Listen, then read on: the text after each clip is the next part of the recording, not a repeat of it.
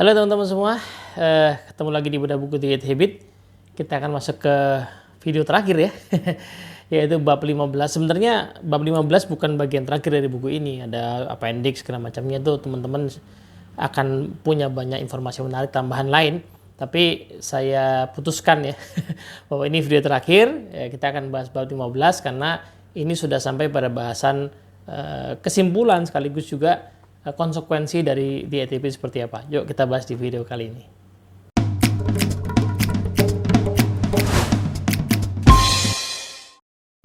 Oke, Assalamualaikum warahmatullahi wabarakatuh, teman-teman semua. Bab 15 ini judulnya adalah Using Our Voices Wisely to Serve Others. Nah, jadi maksudnya mungkin adalah menggunakan panggilan jiwa yang sudah kita temukan itu secara bijaksana untuk melayani orang lain. Nah, itu judul babnya kurang lebih seperti itu. Ada sebuah kutipan yang menarik ya di awal bab ini. Jadi kutipan ini dari orang namanya Gordon B. Hinckley ya. Kita sepertinya ini bukan tokoh ya, tapi seseorang yang usianya 92 pada waktu kutipan ini dibuat.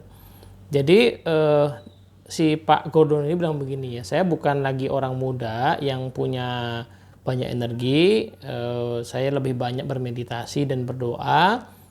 Ya, saya senang tuh menghabiskan waktu duduk di pantai gitu ya, dengerin musik gitu ya, berkontemplasi terhadap alam semesta gitu ya. Tapi ternyata hal-hal yang saya lakukan mungkin setelah pensiun ini ya, itu dibilang ya nggak ada tantangan dan nggak ada manfaatnya, nggak ada kontribusinya. Sehingga dia berpikir untuk saya bisa beraktivitas hal lain, saya ingin menghadapi setiap hari dengan resolusi dan juga tujuan yang jelas gitu ya. Saya pengen setiap jam saya bangun itu adalah saya bisa memberikan encouragement, penguatan. Saya pengen bisa membantu orang yang lagi kesulitan, yang punya banyak beban dalam hidupnya gitu ya. Nah, ini kutipan yang menarik karena seolah-olah ingin membuktikan bahwa habit ke-8 itu yang ada di buku ini itu ya valid ya, bahwa orang itu kalau sudah sampai pada titik dia hidupnya efektif, nah maka dia itu pasti pengen bisa membantu orang lain juga bisa efektif ya. Find your voice, inspire others to find their voice. Gitu. Nah, ditarik ke pembahasan yang lebih luas, Pak Kofi bilang bahwa organisasi yang isinya manusia ya, itu sebenarnya kan ada atau lahir itu untuk memenuhi kebutuhan manusia katanya. Ya, organizations are established to serve human needs. Gitu. Jadi nggak ada alasan lain bagi organisasi selain bahwa dia tuh ada untuk melayani kebutuhan manusia. Organisasi yang tidak lagi hidup ya karena dia sudah tidak lagi diperlukan untuk melayani kebutuhan manusia.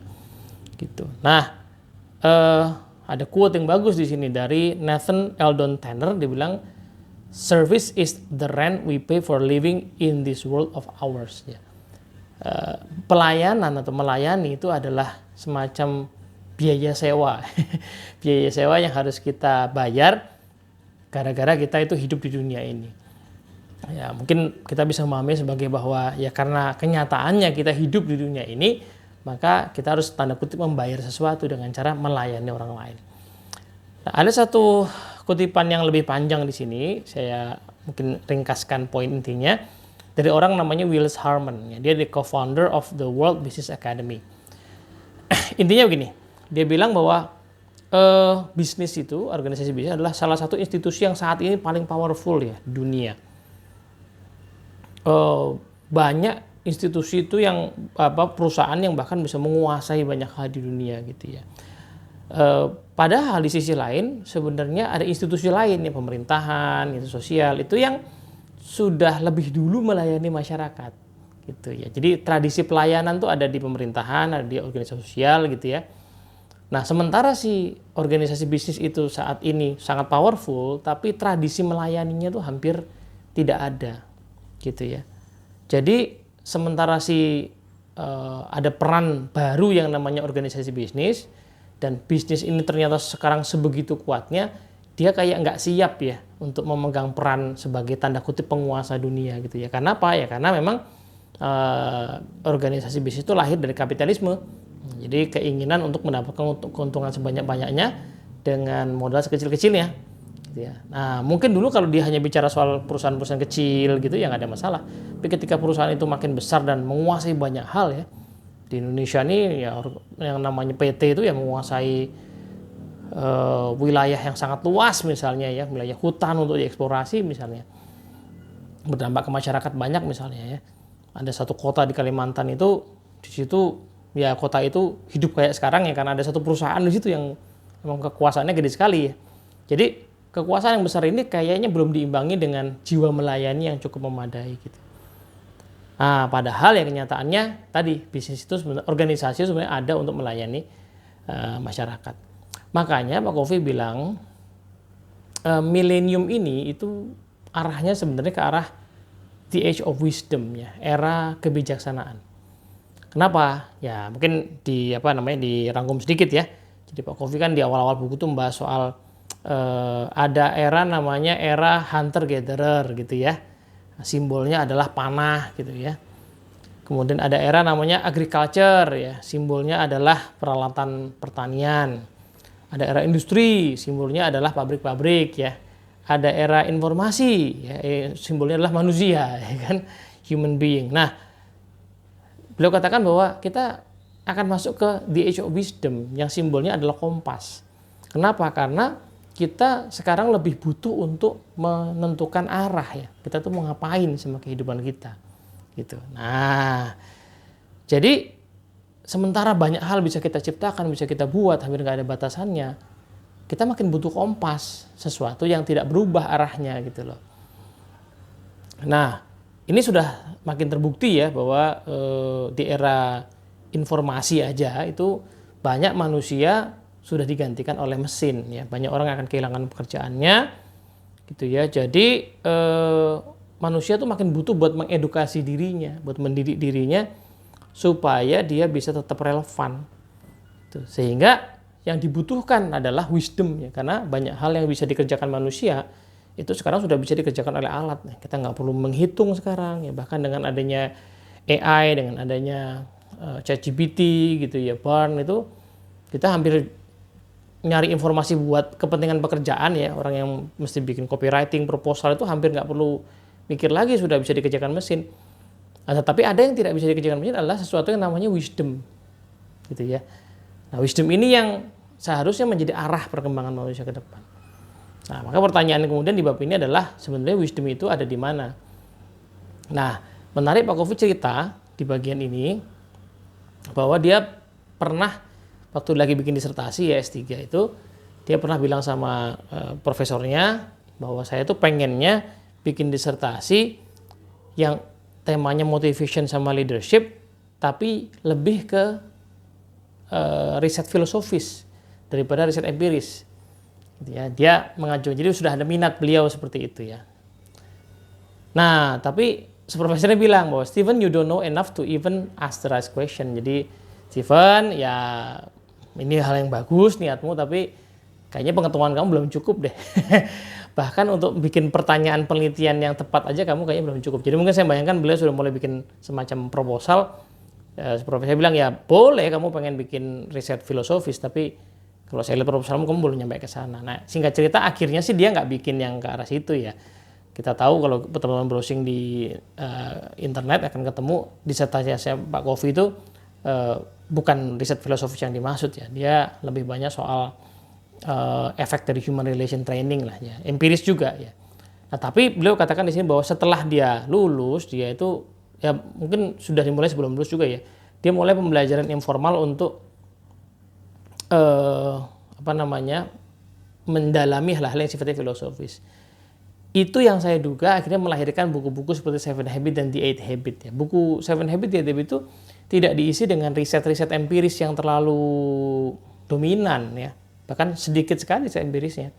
Survei-survei yang dikutip kadang-kadang di buku-buku ini ya sifatnya penguat aja, dokumen tambahan. Tapi ide dasarnya sebenarnya datang di perenungan yang sifatnya mendasar ya, perenungan filosofis gitu ya. Nah, barulah dia sadar bahwa Oh iya juga ya, dulu keinginan saya waktu ke supervisor saya itu ya, promotor saya itu memang kayaknya emang belum waktunya karena saya belum punya cukup pemahaman tentang pemikiran filosofis itu gitu ya. Nah, sehingga dia itu menggambarkan ya, kan apa namanya tadi ya, arahnya ke Age of Wisdom. Ya, wisdom itu bagaimana kita mendapatkannya. Wisdom itu didapatkan dengan cara menyadari dua lingkaran. Ini mirip kayak lingkaran pengaruh sama kepedulian di dalam Seven Habits. Tapi maksudnya, jadi di dalam itu ada lingkaran namanya circle of knowledge. Di luar itu adalah circle of ignorance ya.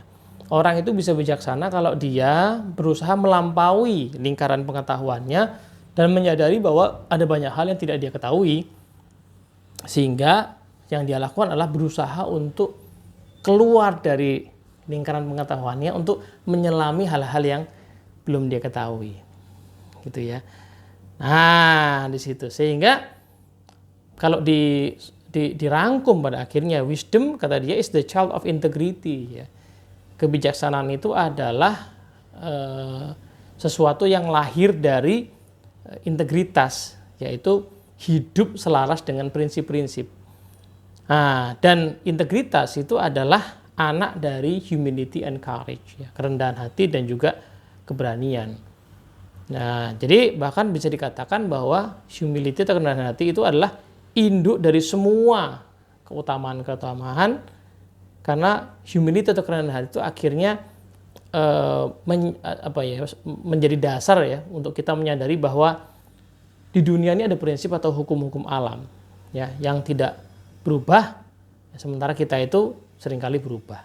Nah, kalau kerendahan hati itu adalah ibu atau induk dari kebijaksanaan, maka bapaknya itu adalah keberanian, katanya courage is the father of wisdom gitu ya.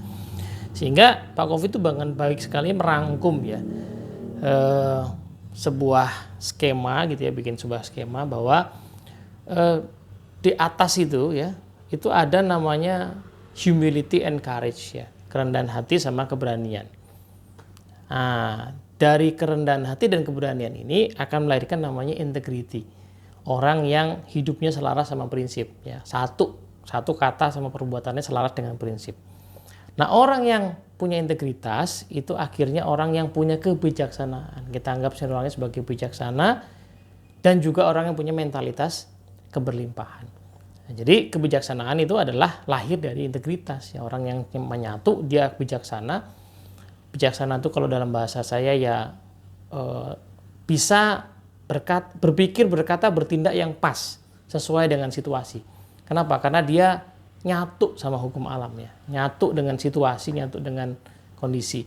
Dia berpijak pada prinsip yang kuat, tapi juga dia bisa menyesuaikan prinsip itu sesuai dengan keadaan tanpa menyalahi prinsip itu, gitu ya. Kayak ada orang istilahnya pandai, ada orang yang pandai plus pandai-pandai. Ya, pandai itu pinter banget gitu ya. Tapi ada yang pandai-pandai ya, pandai-pandai itu dia bisa menggunakan kepintarannya sesuai dengan keadaan, gitu ya. Nah, inilah sebenarnya yang lebih dibutuhkan di era sekarang, yaitu ketika orang itu butuh menjadi orang yang punya kebijaksanaan, lahirnya dari integritas, lahirnya lagi dari kerendahan hati dan keberanian. Karena tadi banyak hal di dunia ini itu sebenarnya solusi masalahnya itu aja, gitu ya. Jadi 4 peran kepemimpinan yang sudah dibahas di buku ini kalau dilihat-lihat itu kan 4 peran kepemimpinan yang lahir dari 4 dimensi kebutuhan manusia. Cuma 4 itu aja ya dimensi manusia. Tetapi kalau salah satu saja dimensi itu tidak terpenuhi perkembangan atau kebutuhannya, maka dia akan berdampak luar biasa, melahirkan gejala-gejala yang banyak banget. Ya kan, kasus-kasus yang berbagai macam di dunia ini itu sangat variasi, tapi kalau ditarik akar masalahnya ya salah satunya adalah di tidak berkembangnya, tidak optimalnya 4 dimensi manusia. Dan kepemimpinan yang menjalankan 4 peran kepemimpinan itu adalah cara untuk memastikan atau mendorong ya tiap anggota tim kita supaya 4 dimensi dirinya itu berkembang sehingga nggak lahir tuh gejala-gejala yang aneh-aneh tadi, gitu. Nah, sehingga dikatakan di sini bahwa wisdom is the beneficial use of knowledge ya. Kebijaksanaan itu adalah kemampuan kita menggunakan pengetahuan itu secara tepat gitu. Wisdom is information and knowledge impregnated with higher purpose and principle. Kebijaksanaan itu adalah ketika informasi sama pengetahuan itu kemudian melayani tujuan yang lebih tinggi dan selaras dengan prinsip dan hukum-hukum alam. Wisdom teach us to respect all people, to celebrate their differences, to guided by a single ethic, service above self. Jadi kebijaksanaan itu intinya adalah bagaimana kita bisa menghargai banyak orang, kita bisa merayakan perbedaan, kita bisa hidup dipandu oleh satu etika, yaitu pelayanan itu melampaui diri kita. Bahwa diri kita itu hidup ada untuk sebenarnya untuk melayani. Balik ke yang tadi ya, organisasi ada untuk melayani, diri kita ada juga untuk melayani. Nah, orang yang sampai pada tataran inilah yang disebut sebagai orang yang punya kebijaksanaan. Nah, di tataran organisasi, Pak Covey mengutip satu konsep kepemimpinan yang diangkat sama Jim Collins ya di buku Good to Great. Jadi Pak Jim Collins itu ketika dia meliti organisasi yang tadinya so good, kok bisa jadi great. Nah, itu salah satu praktek yang signifikan beliau temukan adalah adanya level 5 leadership ya, kepemimpinan level 5. Apa tuh? Ya, level 1 itu highly capable individual, level 2 itu contributing team member, level 3 itu competent manager, level 4 itu effective leader, level 5 itu adalah orang yang menarik ya. Jadi dia itu punya paradoks ya. Satu sisi dia itu punya kerendahan hati, orangnya jarang yang pengen menonjol. Ya meskipun dia memimpin organisasi yang besar gitu, nggak pengen tampil, ya kadang-kadang mungkin harus tampil, tapi nggak mesti dia pengen tampil. Tapi yang jelas dia orang yang sangat disiplin, visinya panjang, ya punya professional will yang sangat tinggi. Jadi orang ini ambisius tapi bukan untuk dirinya. Ya ambisiusnya tuh untuk kebaikan organisasi, kebaikan masyarakat, pelanggan, kebaikan dunia lah gitu kira-kira. Nah itu yang dia gambarkan sebagai tadi level 5 leadership yang service above self. Jadi pemimpin level 5 yang berhasil mengangkat organisasi dari good menjadi great itu seringkali orang-orang memang nggak terkenal di luaran ya, dia bukan selebritis. Karena kan di dunia ini ada pemimpin perusahaan yang karena perusahaannya gede sekaligus jadi seleb gitu ya. Nah Pak Jim Collins tuh menemukan nggak selalu, ada yang sekaligus ya, dia level 5 sekaligus terkenal ada, tapi nggak semua, kebanyakan bahkan tidak dikenali gitu. Nah, sehingga kalau dirangkum Pak Covey itu nyoba semacam men-challenge kita di bagian akhir bab 15 ini bahwa ya kita boleh tidak setuju lah dengan konsep yang dia tawarkan gitu ya, 7 habit, 8 habit. Maka lihat saja esensinya ya. Misalnya ya, 4 peran kepemimpinan itu yang di 8 habit ya. Peran pertama lah modeling. Bukankah kita itu memang kenyataannya lebih senang sama orang yang layak dijadikan teladan, perilakunya, tindakannya itu sesuai, dan punya perilaku tindakan yang memang enak untuk diikuti ya, baik gitu ya. Bukankah kita terinspirasi dengan orang seperti itu? Kalau gitu ya, bukankah kita harusnya berusaha menjadi orang kayak gitu juga? Pathfinding misalnya ya, bukankah hidup itu selalu butuh arah ya? Salah satu ciri kehidupan manusia adalah selalu menuju ke sesuatu. Ya kan, menuju sesuatu. Bahkan orang yang mengatakan aku nggak pengen jalan-jalan, aku pengen di rumah aja nggak ngapa-ngapain, itu nggak mungkin. Ketika dia bilang nggak pengen ngapa-ngapain, ujung-ujungnya dia buka handphone, dia nonton film atau tidur. Nah, nonton film, tidur, buka handphone itu kan tujuan. Jadi kehidupan manusia itu selalu menuju ke arah tertentu. Nah, bukankah kita juga mengapresiasi orang-orang yang punya visi yang panjang, yang mulia, yang bisa menyatukan banyak orang, yang visinya itu menaungi banyak kepentingan, ya kan? Lining. Bukankah kita tuh selalu pengen lihat hasil? Kita punya visi, betul, punya purpose yang mulia, yang tinggi, yang mungkin abstrak tapi menginspirasi. Tapi at the same time, bukankah kita pengen lihat hasil? Bukan kita senang melihat sesuatu yang tangible, yang ada dampaknya, ada hasilnya, gitu. Nah, yang terakhir empowering. Bukankah kita itu senang ketika diri kita berkembang terus?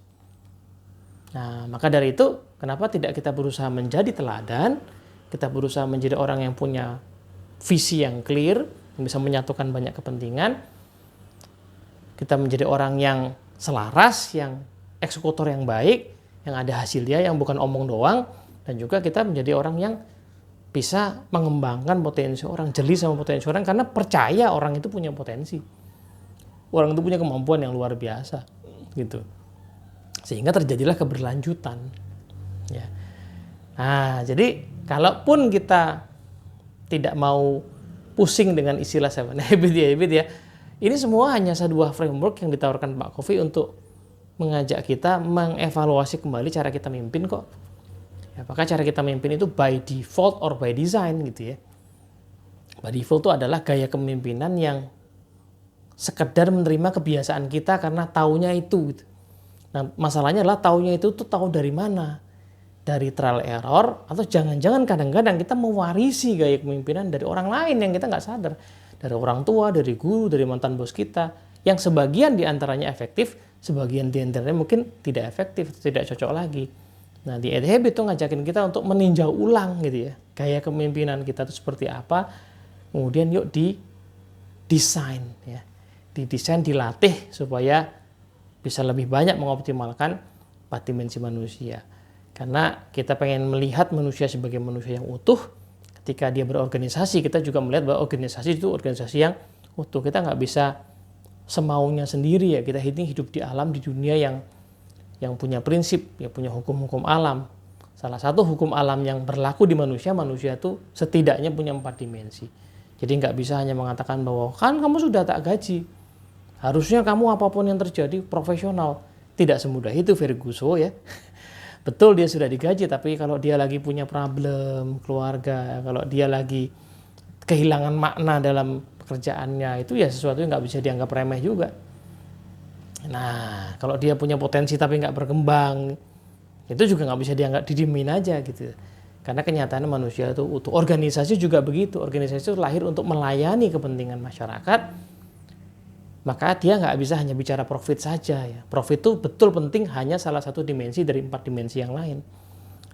Ya, dia butuh untuk menjadi organisasi yang menginspirasi gitu ya.